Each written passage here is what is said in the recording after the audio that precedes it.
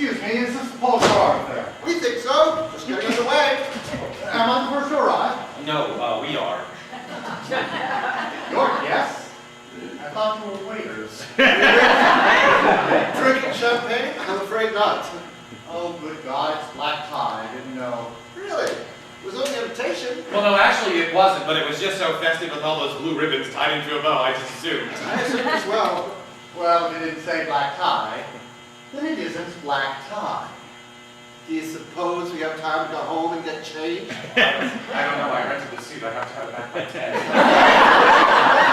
I need the shoes as well and the shirt, and tie to my father. My father's getting out of the problem. Some other time. I'm Claude Bichon. Andre Bouville. Albert's domain. Sorry. It's all right, it's just a small bow tie injury. Maybe you could shed some light on this review. On what? The reason for this dinner party. I didn't know it was a dinner party. Didn't you get an invitation? No, I was away on business. My office sent me a fax. Be in La Cassette, private dining room, Tuesday the 17th, 8 p.m. Paul Gerard. And you didn't put dining room and dinner together? I had 18 meetings in 3 days. I couldn't put my socks together. I just landed at the airport. My pilot had to wake me. You have your own pilot. Yes, he comes with the plane. You have your own plane. Very common to lease them these days. Oh, I know all about leasing. I'm in rentals myself. Oh, really? What kind of planes?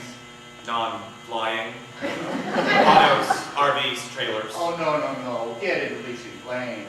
Oh, is that champagne? Yes, I'll get you a glass. Oh, thank you. What business are you in, if I may ask? Men's apparel. I have a chain of boutiques around the country. Oh, Bouville's? Is that you? God, you see your stores everywhere you look. Not everywhere. I mean, location is an art form today. Yes, but your marketing campaigns are... They're wonderful. Not that I'm much into clothes myself. Well, perhaps if you bought instead of printed. Oh, the chill is gone. No waiters around. We think we're on our own tonight. No waiters at La Cassette. Impossible. Guess we think Paul's up to something out of the ordinary here. Like what? Well, something hard to put your finger on. A vague, ambiguous. What does that mean? About the same. Unclear. Obscure. Evasive. That's good. That's 3 more we forgot. I haven't a clue as to what you're both talking about. Andre, let me ask you a question. Are you married?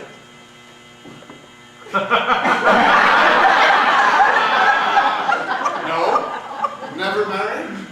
Well, once, a few years ago. Would it surprise you if I told you that Albert and I are both divorced men? Not at all. Why not? Because wives read invitations more carefully. They would have told you it wasn't black tie. Oh, he's got a good point there. Since Paul Gerard represented both Albert and myself in our divorces, can I assume you did yours as well? Well, it would be folly if you didn't. As you can see, this is clearly a dinner party for 6. And yet the first 3 guests are all divorced men who have never set eyes on each other. Do you find that odd? Oddly, I don't. I've been to dinner parties where I've hardly known a soul. Oh, he's got another good point there. Yes, but were they all men? Were they all divorced? Well, I could tell that some were men. I could tell that some were women.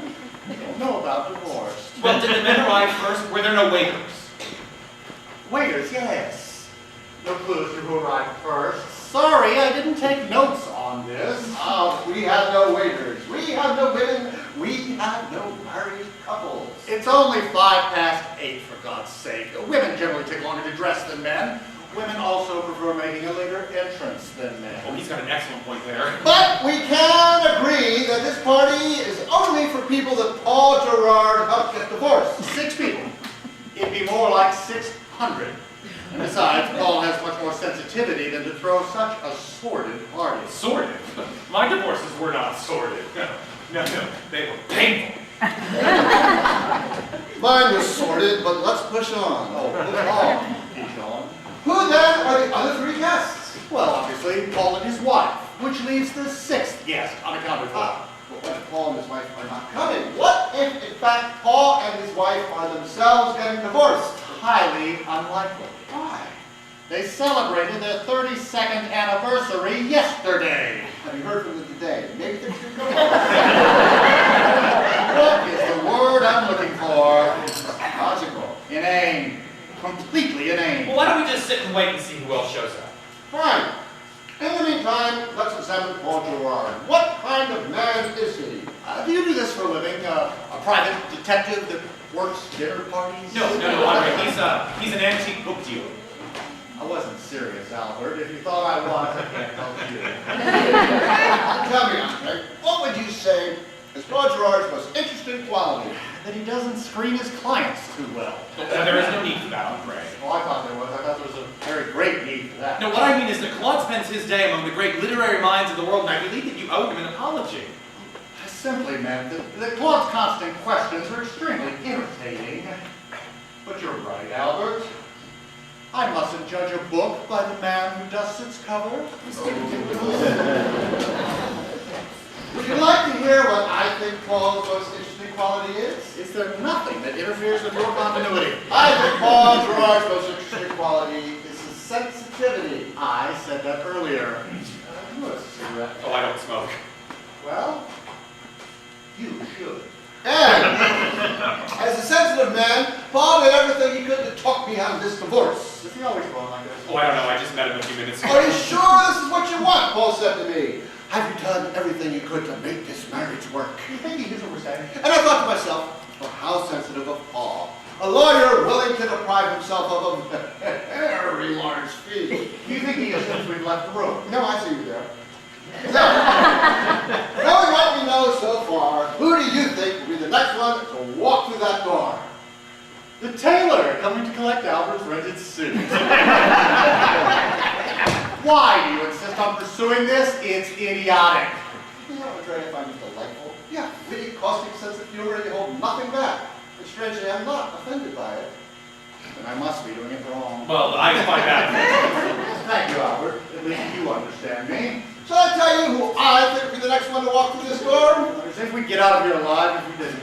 I say it's a woman. Attractive, age between 40 and 48. And unattached. Well, how will you know she's unattached? There are 3 single men here. A gentleman like Paul Gerard would never send in a married woman. Very good, Andre. Oh, I hate when he agrees with me. I wish you stopped doing that. I wish you were a cigarette.